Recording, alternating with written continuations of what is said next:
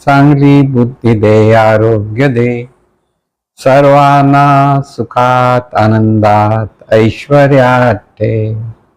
सर्वांचं भलं कर, कल्याण कर, रक्षण कर, आणि तुझे गोड नाम मुखात अखंड राहू दे. सद्गुरुनाथ महाराज की जय. सद्गुरु पै माऊली. मातोश्री माई यांना प्रथम कृतज्ञपूर्वक वंदन. आणि आपण सर्व सद्भक्त सत्श्रोते हो, आपणा सर्वांना आदरपूर्वक नमस्कार. आज सोमवार आणि आपलं जे चिंतन चालू आहे ते म्हणजे चला आपण सारे आनंदाने जीवन जगूया. आनंदाने जीवन जगूया ही प्रत्येक माणसाची इच्छा असतेच. आनंद म्हटल्यानंतर इथे आनंद हा स्फुरद्रूप आहे. म्हणजे हे जे स्फुरण आहे, आनंदाचं स्फुरण माणसाच्या ठिकाणी निर्माण होतं आणि ते स्फुरण जेव्हा स्थिरावतं तेव्हा तिथे जी अवस्था असते त्याला म्हणतात आपण सुख. आणि सुख अधिक स्थिरावलं की तिथे निर्माण होते ती शांती. आणि जिथे शांती सतत असते तिथे असते ते समाधान.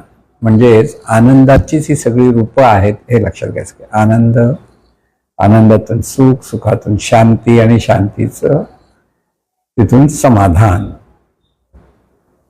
आता ही जी रूपं आहेत तिथे म्हणून आपण म्हणतो आपल्याला आनंद हवाय, म्हणजे आपल्याला सुखावस्थेत जीवन जगायचं आहे. सतत माणसाला सुख हवं असतं.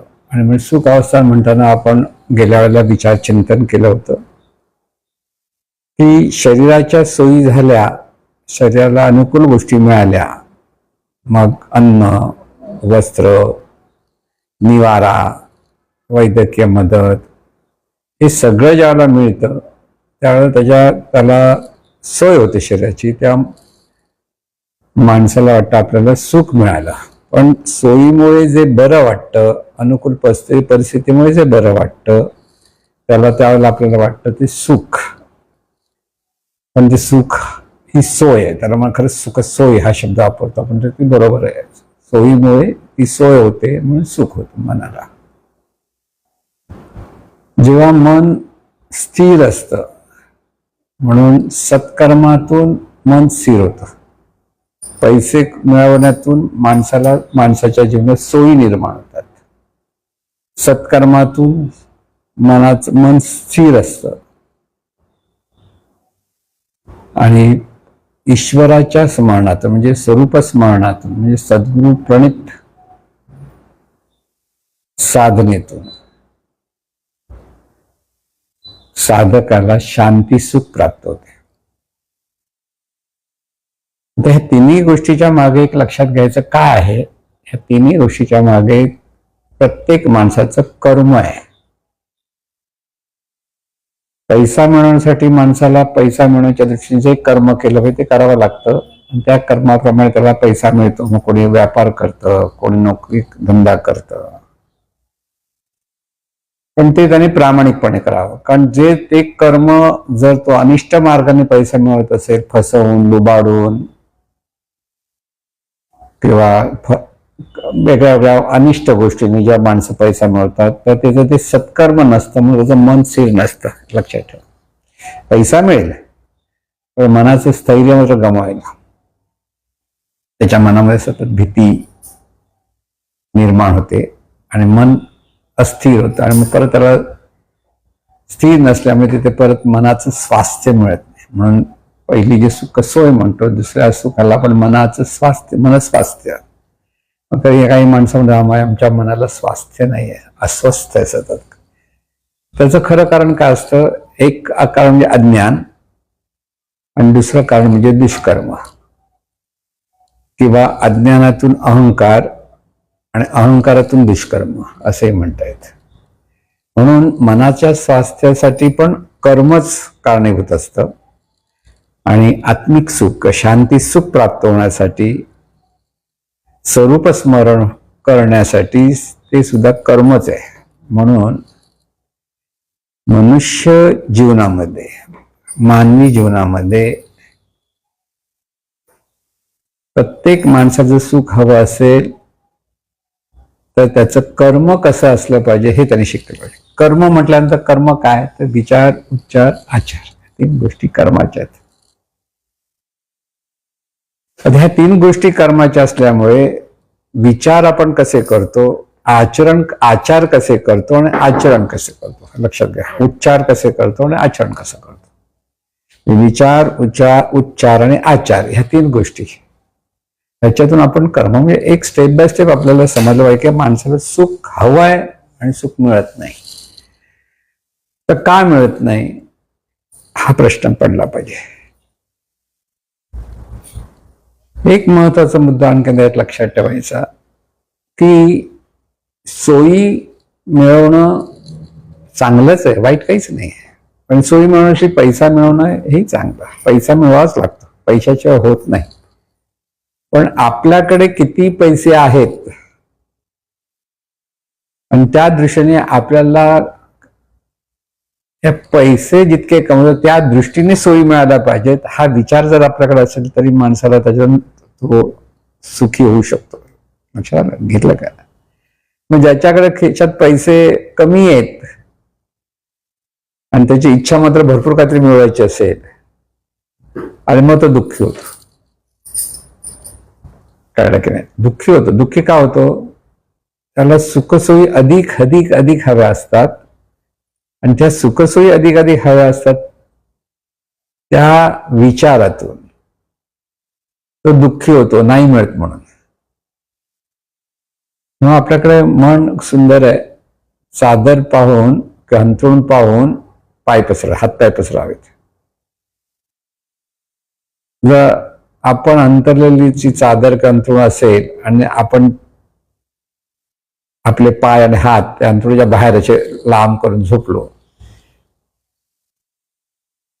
तर अंथरुणापासून मिळणारा उबदारपणा त्या जमिनीवर पाय ठेवल्यावर मिळणार नाही आणि तो त्रास होतो.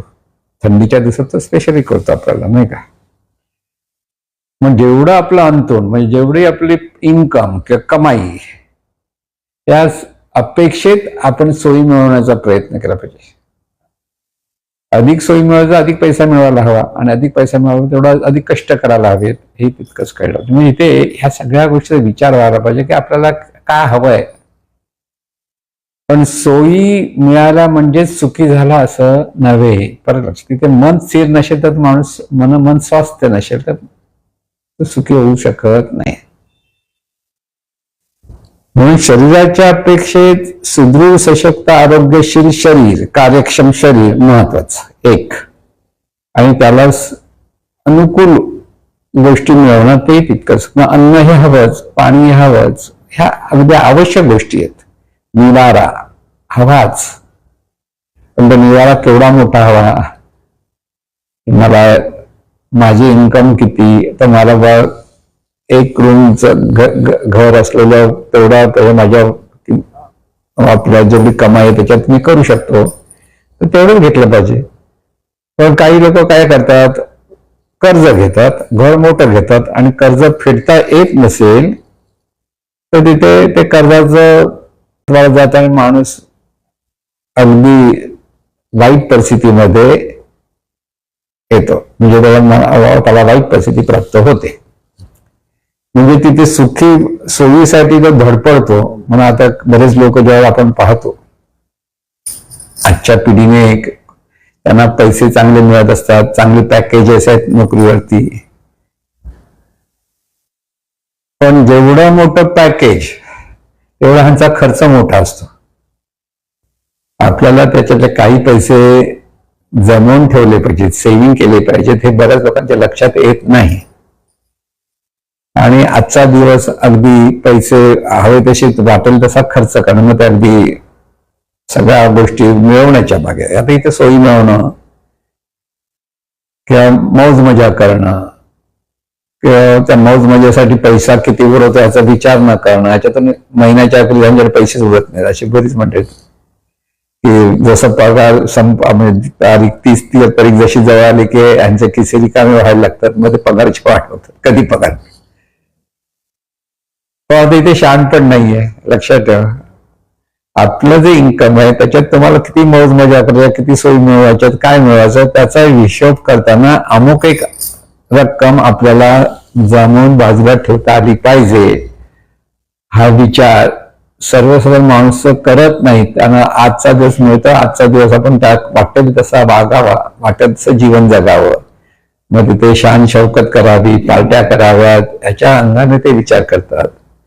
आणि सर्व माणूस जर 25,000 आनंदाने जगत असेल तर ह्याला ₹1,00,000 मिळाले तरी ते कमी पडतात. काही लोकांना 2 लाख 3 लाख मिळणारे पगार घेणारे लोकांकडे सेव्हिंग नसतं.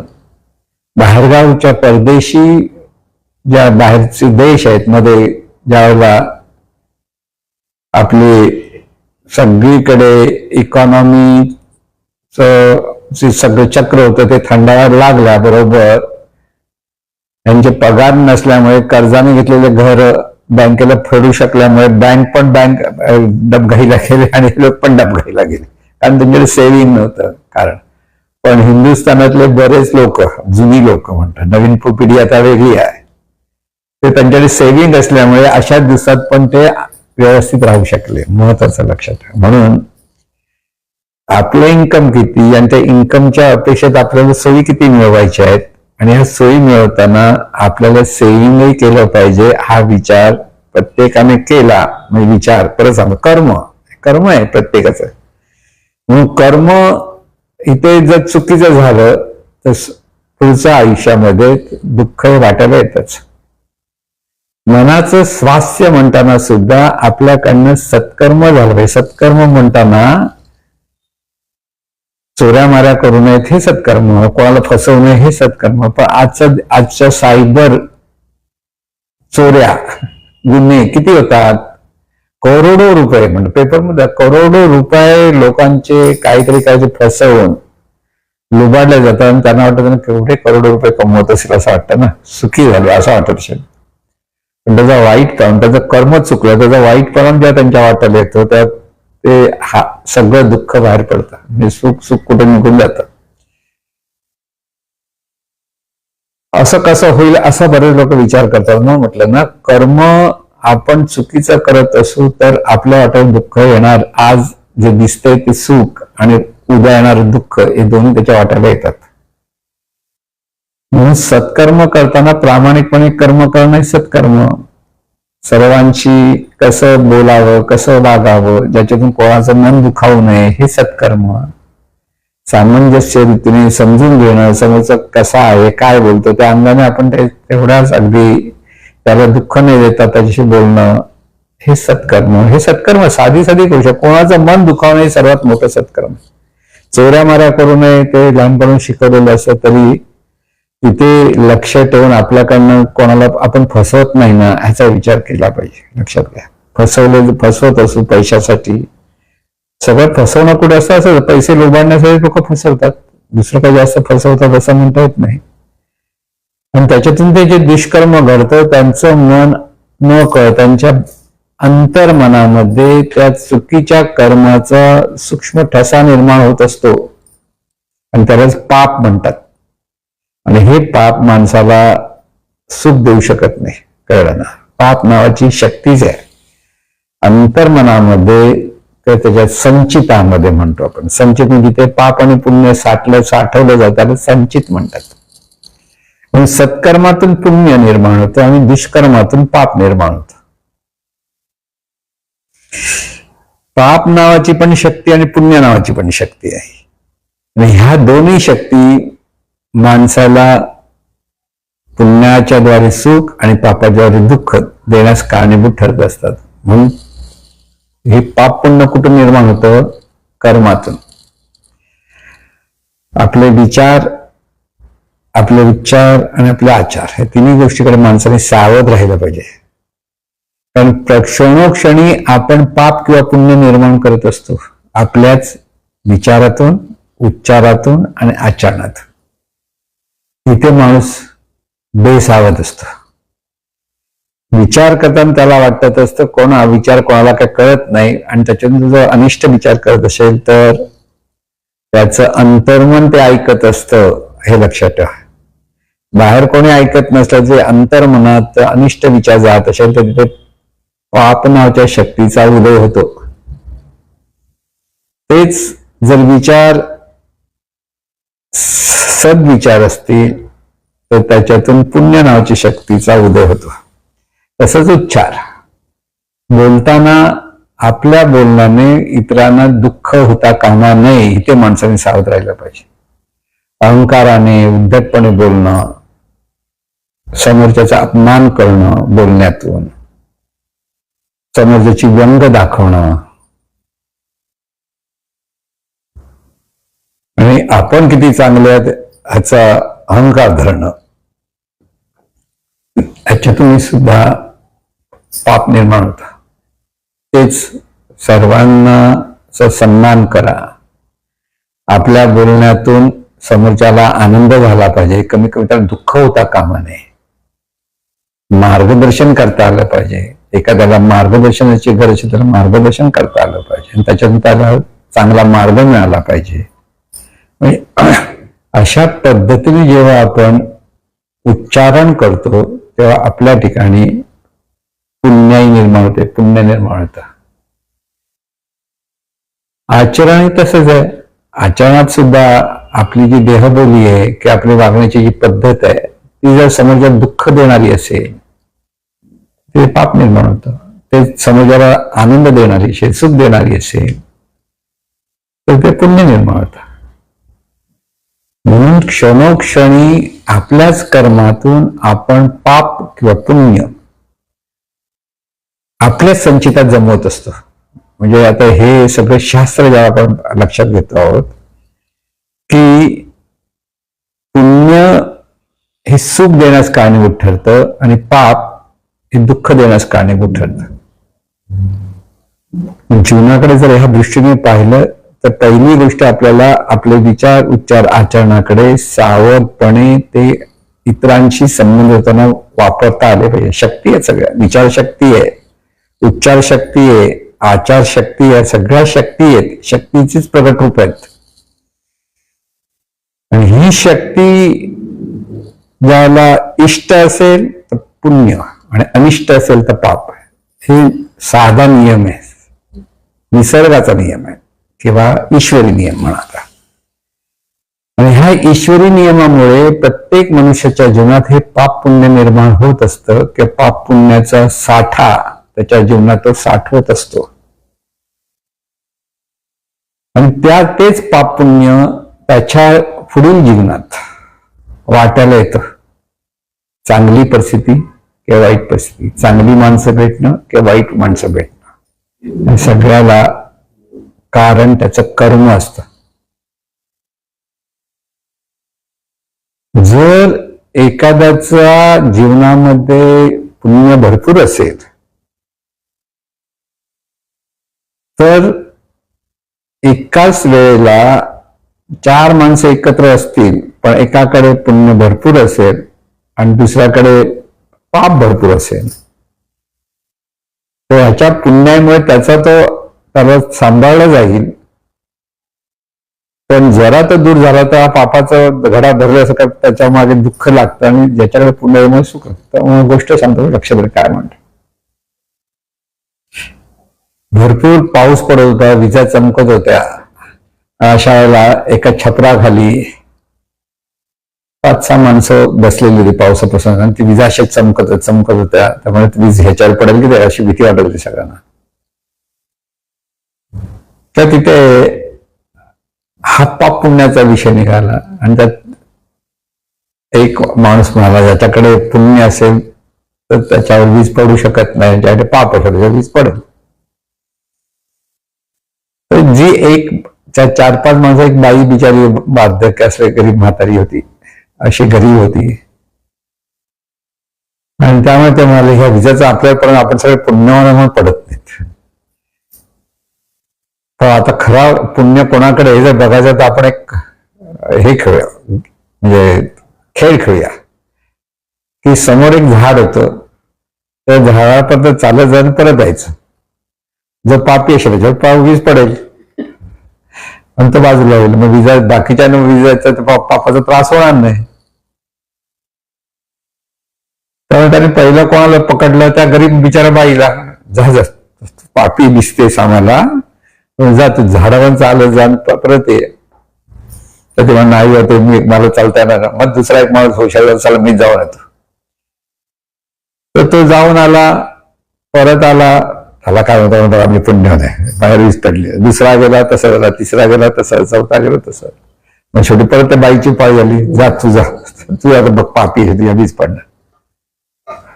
ती तिथं झाडापर्यंत गेली आणि वीज पडली कुठे, जे चौघ होते त्याच्या छपरात. हिच्या एकीच्या पुण्याने चौघ वाचत होते. ही बाजूला गेल्यावर सगळं पापाचा घडा भरला, इथे तिथे वीज पडली. आता ते पाप कोणाकडे किती आणि पुण्य कोणाकडे किती याचा हिशोब कोणाच कळत नाही, कारण हे सगळं अंतर्मनातले हिशोब चालू असतात. समजून घ्या कसं आहे गणित. जीवन हे असं आहे की कोणतरी पापी आणि कोणतरी पुण्य म्हणे असं म्हणण्यात काही अर्थ नसतं. प्रत्येकाच्या जीवनात ह्या सगळ्या गोष्टी घडत असतात आणि प्रत्येकाच्या जीवनात सत्कर्म दुष्कर्माचा खेळ तो खेळतच असतो, कळत न कळत तो कोणातरी उलट सुलट बोलतो, कळत नाही कोणाला तरी त्याचा म्हणजे त्याला त्रास देतो आचरणाच्या द्वारे, आणि तिथे पाप पुण्य निर्माण होतं हे त्याला कळत नाही. म्हणून पुण्य मिळवत राहणं हा महत्वाचा भाग आहे. किती आपल्याला पुण्य आणि किती पाप हा आपल्याला हिशोब आपल्याला सांगता येत नाही. दुसरी गोष्ट अशी असते, ज्या वेळेला आपली चांगली परिस्थिती येते ते आपलं पुण्य खर्च होत असतं आणि त्या परिस्थितीत आपण कसे वागतो त्याच्याप्रमाणे परत पाप पुण्य निर्माण होत असतं. लक्षात घ्या, चांगली परिस्थिती आहे आणि असा माणूस जर नम्रपणे सर्वांना मदत करत असेल, सगळ्यांच्या अगदी सामंजस्य वागत असेल तर पुण्य निर्माण होतं. तर ज्याच्याकडे खूप पैसे आहेत आणि तो मग बाकीच्या लोकांकडे तुच्छतेने पाहतोय किंवा उद्धटपणे बोलतोय, अपमान करतोय, तर काय होईल? एका बाजून त्याचा पुण्याचा क्षय होतो चांगल्या परिस्थितीमुळे आणि दुसऱ्या बाजून त्याच्याच कर्माने तो पाप निर्माण करतो आणि मग एक अशी वेळ येते पापाचा घडा भरतो, म्हणजे पापाचा संचय जास्त वाढला की त्या वाट्याला सगळं दुःख निर्माण होतं. हे सगळं गणित आहे, लक्षात ठेवायचं. जीवनाचं गणित आहे, पाप पुण्याचं गणित आहे. म्हणून पुण्य अधिक मिळवलं, ज्याच्या वाट्याला अगदी वाईट परिस्थिती आहे म्हणजे त्याचा पापाचा क्षय होत असतो एका बाजूने. म्हणजे खरं त्याने एक विचार लक्षात, पाप संपतंय. पण दुसऱ्या बाजूने त्यांनी सत्कर्म केलं पाहिजे, तिथे पण त्यांनी जर दुष्कर्मच करत असला तर परत पाप निर्माण होऊन तो आणखीन त्याच्या वाट्याला अनिष्ट परिस्थिती. मग इथे काय केलं पाहिजे? वाईट परिस्थिती शांत राहा, स्थिर राहा आणि तुझ्याकडे सत्कर्म कसं होईल याचा विचार कर. लोकांचं अगदी सत्कर्म करून तर आता काय करायचं, आता काय वाईट परिस्थिती तो काय करणार असा प्रश्न. लोकांचं भलं व्हावं हाच विचार कर, नुसता विचार. सत्कर्म येते, सद्विचार. आपल्या जवळची जी मंडळी त्यांचे चेहरे आठव आणि परमेश्वरांना प्रार्थना म्हण, ह्यांचं भलं कर, ह्यांचं भलं कर, ह्यांचं भलं कर. ह्या विचारातून पुण्याही त्याच्या ठिकाणी निर्माण होऊन त्याच्यातून तो चांगली परिस्थिती वाटेल होऊ शकते. नम्रतेने वागणं हे पुण्याही आहे. सहिष्णुता, सहनशीलता असणं ही पुण्याही मिळवण्याचा मार्ग आहे. सर्वांचा आदर करणं हा पुण्याही मिळवण्याचा मार्ग आहे. आपण कळत न कळत आपल्या बोलण्या वागण्यातून ज्या अपमानास्पद आपण इतरांचा वागवतो की निंदात्मक वागवतो, विचार करतो, उच्चार करतो, तिथे आपल्या संचितामध्ये आपण पापाची निर्मिती करत असतो. ही शक्ती आहे.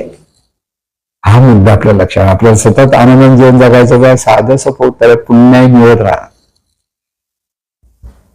मग अट्टाहासाने सत्कर्म करा आणि निग्रहाने दुष्कर्म टाळा.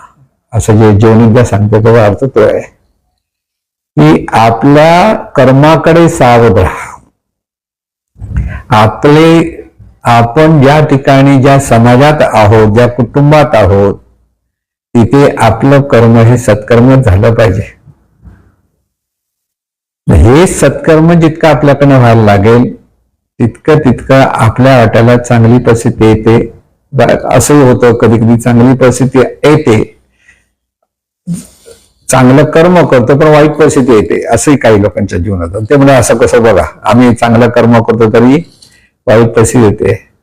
ही वाईट परिस्थिती पूर्व आयुष्यातल्या दुष्कर्माचा परिणाम हे आपल्याला लक्षात येत नाही, म्हणून त्याला आपण नशीब म्हणतो. आमच्या नशिबात असं आहे. पण माणसानं तिथेही शांत राहावं आणि तिथे आपलं सत्कर्म कसं जास्तीत जास्त आपल्याला होईल त्याचा विचार करा. ते सावध. वाईट परिस्थिती आली तर आपल्या पापाचा क्षय होतो ही सकारात्मक विचार करा. पाप आहे ते जमत आहे, पण त्याचबरोबर आपल्याकडनं सद्विचार, सदुच्चार आणि सदाचार हे तिन्ही गोष्टी आपल्याला व्हायला पाहिजेत. सदिच्छा, सगळ्यांचं भलं हवी इच्छा असली पाहिजे आपल्याकडे. सर्वांचं भलं हवं हे सतत सद्भावना आपल्याकडे असली पाहिजे. म्हणजे सद्भावनेतून पुण्य निर्माण होतं. म्हणून हे जे शास्त्र जर आपल्याला समजलं तर आपण आपल्या मनाच्या द्वारे सद्भावना अधिक अधिक आपल्याकडे प्रगट करू शकतो. सद्भावना म्हणजे काय? जे आपल्या जवळ येत आहे की जे आपल्या कक्षेत आहे ते आपल्या कर्मामुळे सुखी झाले पाहिजेत. असं कर्म आपण केलं पाहिजे. असे विचार, असे उच्चाराचार. आता आपल्याकडे कोण घरी आलं, थकून बिकून आला, बस म्हणत पण नाही, पण तर दुष्कर्म होतो. बस रे बाबा असं म्हटलं सत्कर्म आहे. वरती पाणी नेऊन दिलं तर ते सत्कर्म आहे. पण तिथे पाणी नाही दिलं, बसायला सांगितलं तर माणूस काय माणसं दे पाणी पण देत असं म्हणून जातो ना. आणि ते दुष्कर्म आपल्याला त्याचा वाईटपण आपल्याला येतोच. कळलं की नाही? म्हणून इथे क्षणोक्षणी सावध राहा. सदा सावध सदा सुखी असं जीवनविद्या सांगण्याचं कारण आहे. सत्कर्माकडे सावध राहा. सावध कुठे राहायचं? सत्कर्माकडे. म्हणून पैसा मिळवण्यासाठी जे आपण काम करतायत कौशल्य अधिक मिळवलं, कल्पकता त्याच्यात अधिक वाढेल तर कमाई जास्त वाढू शकते. लक्षात आपण वाईट दुष्कर्म न करता सत्कर्म सतत ज्या सर्वांच्या भल्याचा, सर्वांच्या कल्याणाचा, सर्वसुखी व्हावेत हा विचार आपण करतो. त्यातून सद्भावना निर्माण होतात. त्याच्यातून मन स्थिर होतं, मन शांत होतं, अस्थिर होत नाही. आणि देवाचं स्मरण जर आपण करायला लागलो तर तिथे आत्मिक शांती मिळते. मग एका शांती सुख, दुसऱ्या मनाचं स्थैर्य आणि तिसऱ्या बाजूने आपल्याला सुखसोयी मिळू शकतात. म्हणून या तिन्ही ठिकाणी आपल्याला त्या पद्धतीनेच कर्म केलं पाहिजे. म्हणून सगळीकडे कर्म करताना सावध.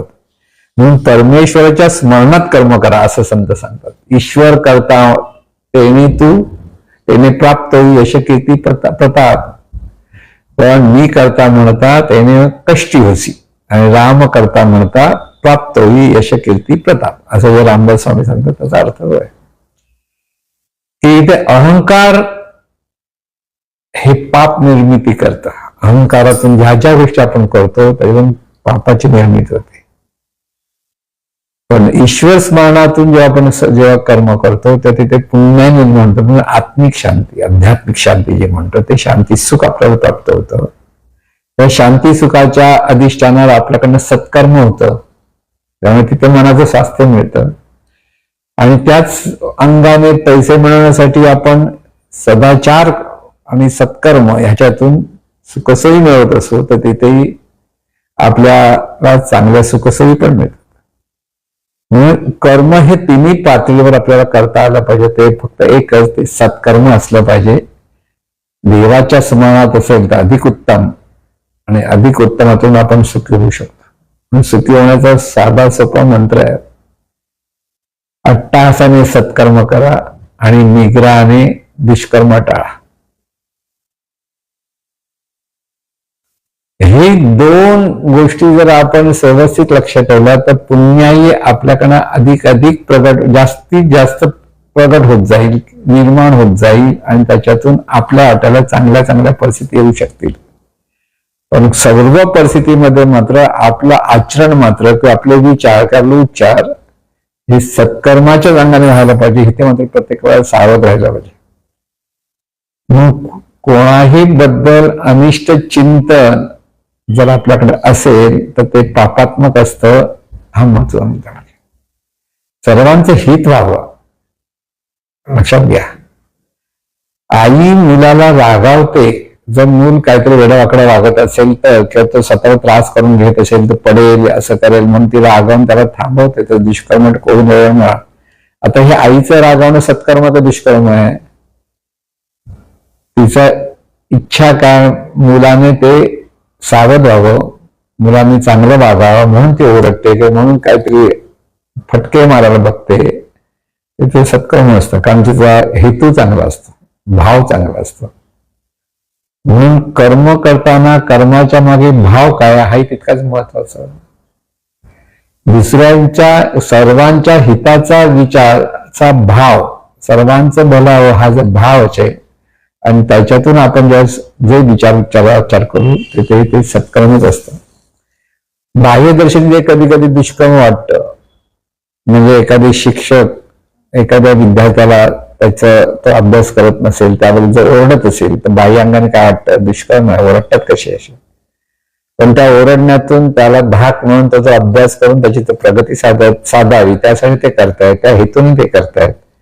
तर ते ओरडणं पण सुद्धा सत्कर्म. बाह्यांगाने दिसलेलं दुष्कर्म किंवा सत्कर्म, त्याच्या मागे भाव काय आहे, त्याच्यावर पाप किंवा पुण्य आपल्या वाटायला येत असते. म्हणून सद्भाव आपल्याकडे असला पाहिजे. सगळ्यात लक्षात ठेवा, सद्भावना म्हणताना सद्भाव, सर्व सुखी व्हावे, सर्वांच बोलावं, सर्वांना आनंद मिळावा.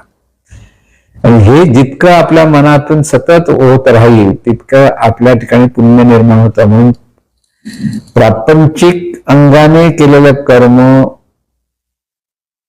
त्या अंगानेच पुण्य निर्माण होतं, आणि त्याच पुण्याने प्रापंचिक अंगाने सुखसोयी आणि मनाचं स्वास्थ्य प्राप्त होतं. पारमार्थिक अंगाने केलेलं कर्म त्या पद्धतीचं पुण्य निर्माण होतं. त्या पुण्याने जो देवाचं स्मरण करत असेल, त्या आध्यात्मिक साठी अभ्यास करत असेल, तिथे जी प्रगती होते. शेवटी कर्म महत्वाचं हे लक्षात ठेवा.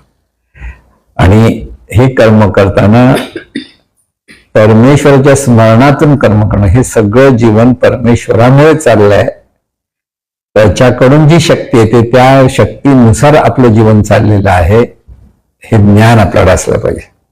तिथे माणूस नम्र होतो, तो उद्धट होत नाही. प्रत्येक परिस्थितीमध्ये तो परमेश्वराचं स्मरण करतो, आणि त्यामुळे सर्वत्र ही ईश्वरी शक्ती कशी नांदते हे ज्ञान त्याच्याकडे प्रगट होतं. त्यामुळे तो सर्वांची सद्भावनेतून वागतो, सर्वांचा तो सन्मान करतो, आणि सर्वांचा सन्मान करतो तेव्हा सुद्धा त्याच्याकडे पुण्याच निर्माण होते. म्हणून नुसतं सर्वांप्रती सद्भावना, सर्वांचा सन्मान, सर्वांचा आदर, सर्वांचं भलं व्हावं. आता सर्वांमध्ये आपण पण आहोतच. परत लक्षात, आपल्याकडे दुर्लक्ष करून सर्वांचं भलं करणं हेही सत्कर्म नव्हे. बऱ्याच वेळा पूर्वीच्या काही असं होतं की अचानक तुमच्या घरी कोणतरी, तुम्ही जेवायला बसताना कोणतरी येत आहे, अतिथी देव म्हणून सगळं जेवण त्याला द्यायचं, तो उपाशी राहा, अशी एक पद्धत होती. पण त्याच्यावर चांगली पद्धत काय, तो आला त्यालाही अर्ध जेवण त्याला जाऊ दे, तू जेव्हा अगदी कमी जेवण असेल, समजा बाबा एवढी 2 भाकऱ्या, एक भाकरी तू घे, एक भाकरी मी घेतो, चालेल, हीच सत्कर्मच आहे. पण जर तो मी उपाशी राहतो तू जेव, त्याच्यातून तो मोठी त्यागवृत्ती दाखवत असेल तर तुझ्या शरीराला जर त्रास होईल ते पण पापात्मक झालं. करायला गेला सत्कर्म, पण त्याच्यातून तुझ्या शरीराला त्रास होतो आहे, म्हणजे त्रास होतो याचा अर्थ काय, कर्म चुकलं. मग आपल्या शरीरालाही त्रास होता का, म्हणजे आपल्यालाही सुख मिळालं पाहिजे आणि सर्व सुखी झाले, ही सद्भावना सर्वात महत्वाची. आपणही सुखी व्हावं आणि सर्व सुखी व्हावेत, सर्वांबरोबर आपणही सुखी असले. आपण दुःखी झालं तरी चालेल, सर्व सुखी झालं, हा विचार दुष्कर्म होईल. दुष्कर्म का, आपण दुःखी झालं तरी चालेल म्हणताना ते दुःख त्याच्या वाट्याला येतं, याचा अर्थ काय, त्याचं तिथे पापात्मक कर्म झालं म्हणून वाट्याला आला. लक्षात ठेवा. म्हणून कर्म करताना सावध, प्रत्येक परिस्थितीमध्ये सद्भावनेतून, परमेश्वराच्या स्मरणातून प्रत्येक कृती आपल्याला व्हायला लागली, ते मग विचार असो, उच्चार असो किंवा आचार असो, तर तिथे पुण्य हे सहज निर्माण होतं. आणि अशा पुण्यातून आपण सहज आनंदाने जीवन जगू शकतो. हे शास्त्र जीवनाचं. आपण सारे आनंदाने जीवन जगू. सारे म्हणतो आपण मी नाही, मला नाही म्हणतो चालेल असं नाही. आपल्यालाही आनंद हवा, सर्वांना आनंद हवा, हा विचार करा. आपल्यालाही सुखसोयी मिळाला पाहिजे, सर्वांना सुखसोयी मिळाली, आपलं मन स्थिर झालं पाहिजे, मनाचं स्वास्थ्य मिळालं, सर्वांना मनाचं स्वास्थ्य मिळालं. या दोन्ही बाजूने आपण जर जीवन जगायला लागलो तर इथे खऱ्या अर्थाने आपण जीवन यशस्वीपणे जगतो असं लक्षात. म्हणून स्वतः सुखी हो, इतरांना सुखी करण्याच्या प्रयत्नात यशस्वी जीवनाची गुरु किल्ली आहे, असं सद्गुरू प्रेमानंदजींचा एक अमृत विचार आहे की यशस्वी जीवन कसं कोणाचं, आपणही सुखी आणि सर्व सुखी. फक्त मी सुखी झालो म्हणजे यशस्वी जीवन जगणार, इतर दुःखी आहे मी सुखी झालो, इतरांच्या डोक्यावर पाय देऊन मी पुढे जातोय, तर ते दुष्कर्म आहे. आपल्याबरोबर सर्वांना घेऊन जाणं हे सत्कर्म आहे. मलाच फक्त मिळालं पाहिजे असा विचार माणसाला करतो, मी सुखी झालो म्हणजे झालं, मलाच मिळालं म्हणजे झालं, तर हे दुष्कर्म ठरतं. आणि त्या दुष्कर्मातून त्याच्या हातात पाप निर्माण होतं. ते पाप त्याला पुढील आयुष्यात अनिष्ट परिस्थिती आणतो, खिचून आणतं. म्हणजे पाप ही प्रचंड शक्ती आणि पुण्य ही प्रचंड शक्ती आहे. ह्या शक्तीच आपल्या पुढील आयुष्यात चांगली वाईट परिस्थिती आणत असतं, लक्षात घ्या. अगदी अनिष्ट परिस्थितीमध्ये पण एखाद्या माणसाला काही त्रास होत नाही असं आपण पाहतो. ते का असं त्याचं पुण्य असतं. मध्येच हल्लीच आपलं एअर इंडियाचं विमान कोसळलं, सगळे प्रवासी त्याच्यामध्ये गतप्राण झाले, फक्त एकच माणूस राहिला. एवढ्या उंचावरून तो पडलं, विमान वगैरे पडलं, तरी त्याला काही लागलं नाही, काही झालं नाही, घाबरला असेल वेगळी गोष्ट. पण तो तिकडून तो परत चालत येऊन त्यांच्या कोण मदतीला लोक आले त्याच्याकडे चालत चालत आला. म्हणजे विचार करा, अरे एवढ्या उंचावरून पुढे ह्याला कसं काय झालं नाही. त्याच्याकडे असलं जबरदस्त पुण्य आहे, त्याचं पुण्य तिथे होतं. पण त्या पुण्याने त्याला त्रास दिला नाही, त्रास होऊ दिला नाही, लक्षात घ्या. हे असं बघायला चमत्कार वाटतो, पण हा सगळा कर्माचा चमत्कार आहे, कर्माचा परिणाम. चमत्कार नाही म्हणत, कर्म आहे. जसं कर्म तसं फळ. जसं आंब्याची कोय पेरली तर आंब्याचं झाडच लागतं, ते लिंबाचं झाड लागत नाही. लिंबाचं बीज पेरलं तर लिंबाचं झाड, आणि त्याला लिंबच लागणार.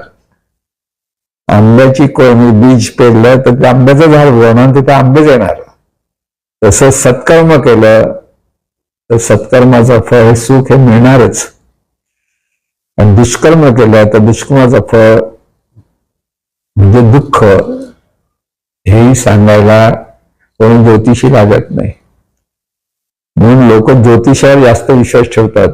पुढच्या आयुष्यात काय होईल त्याच्यापेक्षा प्रत्येक माणसाने श्रद्धेने सत्कर्म करत राहिलं पाहिजे, की त्याचं भविष्य आपोआप, की पुढील आयुष्य आपोआप सुखाचंच राहायला लागेल, आपोआप.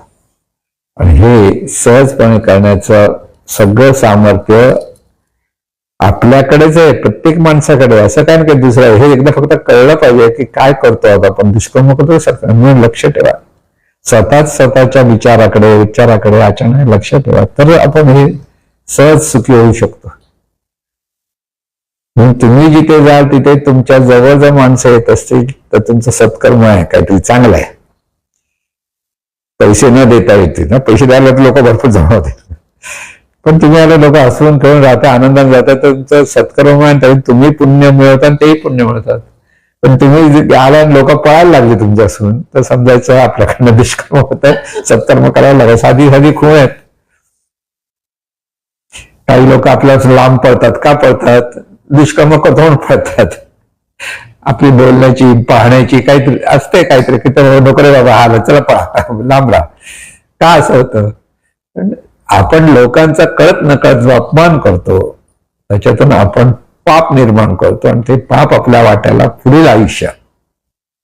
पण सर्वसाधारण माणसाजवळ आपण जर साधक असेल, साधकाने सर्वात महत्त्वाचं लक्ष ठेवायचं, देवाची अनुभूती येण्यासाठी, मन स्वस्थ राहण्यासाठी आणि सुखसोयी प्राप्त होण्यासाठी आपल्याकडनं अत्यंत सावधपणे सद्भावनेतून, ईश्वरी स्मरणातून सत्कर्म झालंच पाहिजे. इथे तो आग्रही असला पाहिजे.